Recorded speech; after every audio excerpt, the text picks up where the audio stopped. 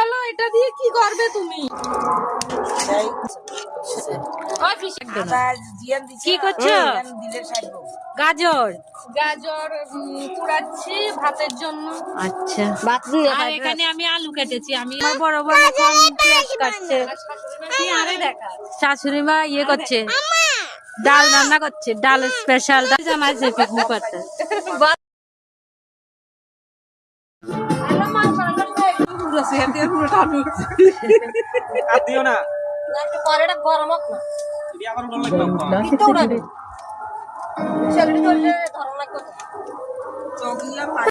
তো আমাদের পিকনিকের ডাল চাটনি হয়ে গেল, মাংস রান্না হয়ে গেল। এখন মাংসর এই যে চামড়া আর হাড়গুলি রান্না করা হচ্ছে, আর এখানে সবাই মিলে একটু ডান্স করছে।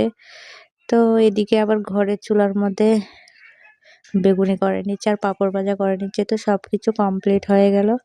এখন সবাই একটু নাচানাচি করে চলে এসেছে খাওয়ার জন্য। আর খাওয়ারটা হচ্ছে আমাদের বারান্দাতে।